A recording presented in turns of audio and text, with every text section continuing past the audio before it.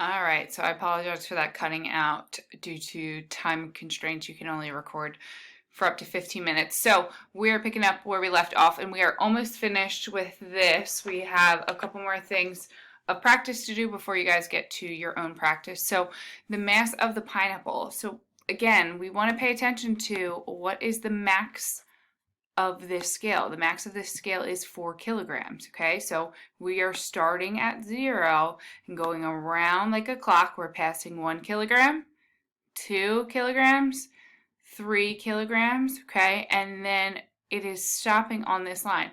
Now, the other thing that we need to pay attention to here is they're asking for the mass in grams.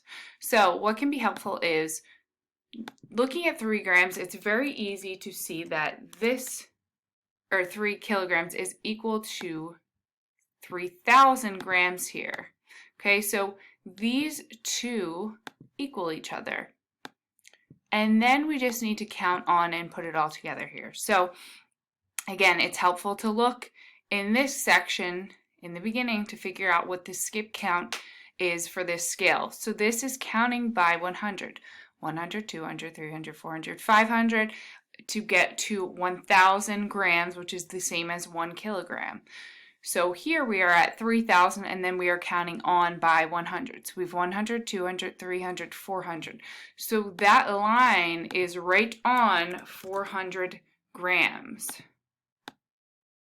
So we just simply need to add these two up here in order to get a total of 3,400 grams. So that's gonna go right there.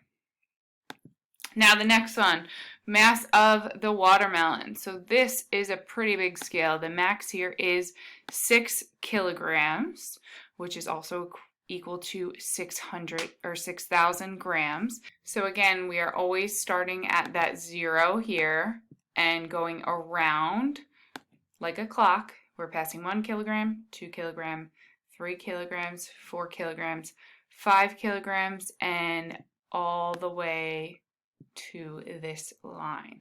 Now, again, we want to pay attention to that we've passed 5 kilograms, and 5 kilograms is equal to 5,000 grams. So that is helpful to mark that off so that way you keep that in your mind and you remember the value of that. And then if you look, it's kind of hard to see, I'm sure, from you guys, but it's one past that red line. So it's right there.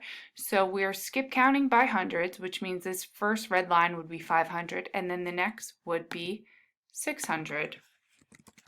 So that gives us 600 grams. And then we need to put all of these together to get a total of 5,600 grams. When you move to the next slide, this will be some practice. This is going to be like your let's practice for the day. And then you will be doing your workbook after this. You are only doing workbook page 31 after this lesson.